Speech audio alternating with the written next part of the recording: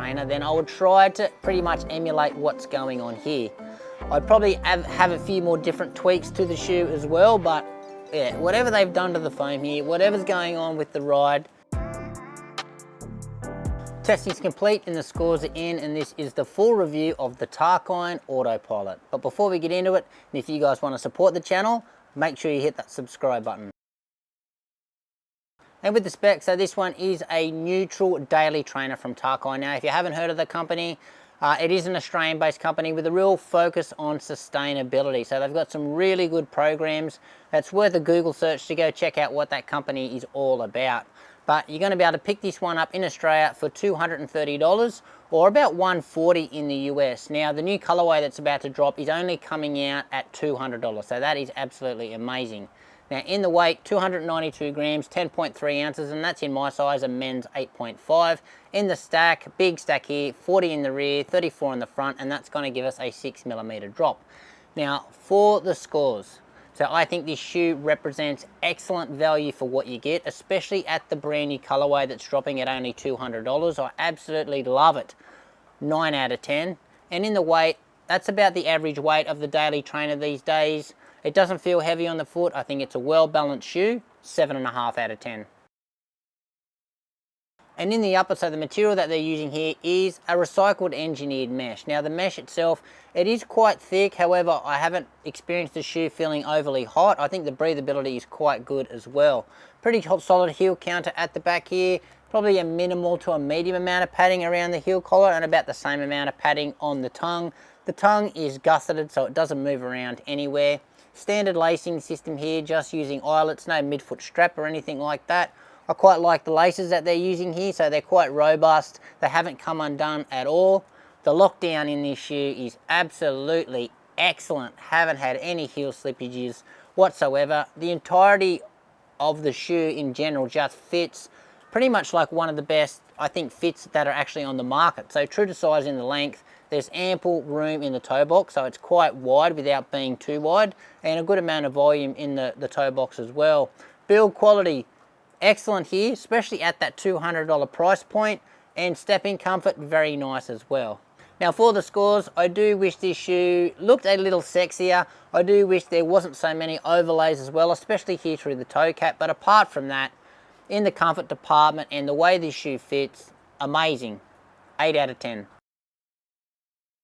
Now in the outsole, so I really love what's going on here with their rubber placement on the shoe. So they haven't just lathered the shoe, they've got their rubber in segments, and it's just letting this midsole splay, it's letting it do its thing. It doesn't take anything away from the ride. The rubber compound is quite soft as well, so it will show signs of wear quite early. However, that won't affect performance because we don't want to take anything away from this nice soft ride.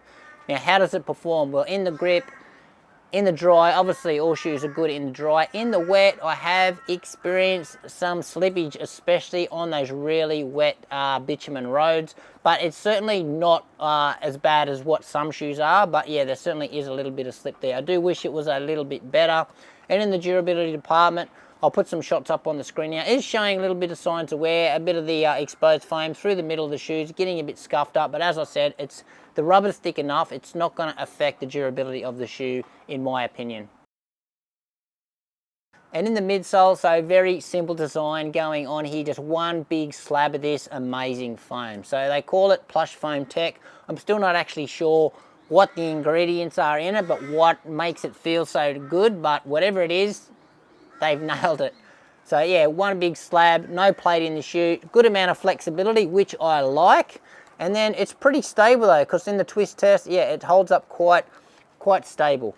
Now, geometry wise, we've got a little bit of a 4-foot rocker here. It's a bit of a later stage 4-foot rocker, but that's just enough curvature to take any slappiness out of the ride here and tick the legs over.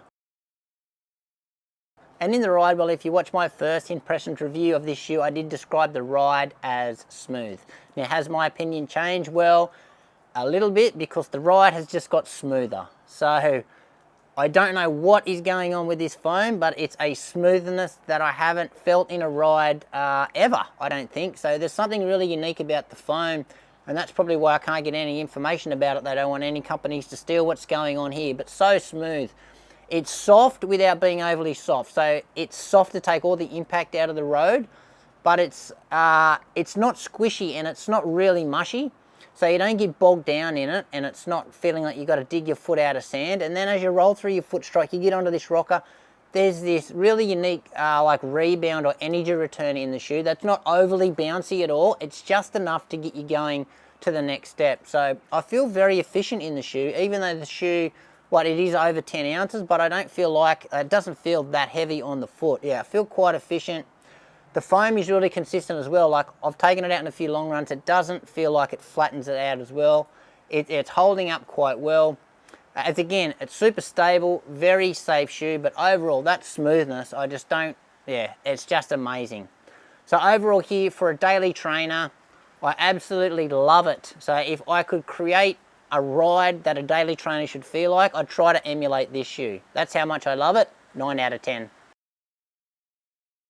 And Best Shoes is exactly what it's designed for, your daily trainer. So it's going to feel great at all those slow recovery paces, your easy paces. I think it's going to hold up for the test of time as well. So just as long as all those other daily trainers out there on the market. And it's a big tick in the long run department as well, because just that little bit of pop that you get out of this shoe really makes it quite efficient on the foot. And who is this shoe best for? Well, I think pretty much most people will get along with this shoe. It has to be one of the most easiest, safest shoes to recommend to anyone who is just looking for a neutral daily trainer. You can't go wrong. The fit is going to suit most foot types.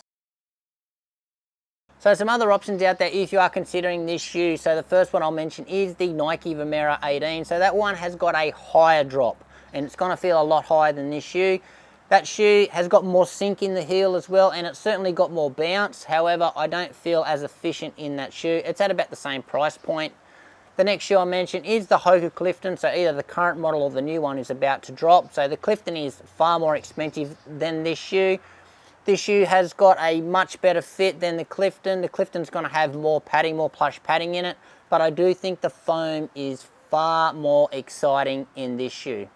And the last shoe that I'll mention is probably the foam that feels closest to this, and that is in the New Balance 1080 V14. So that one, another smooth, softer ride.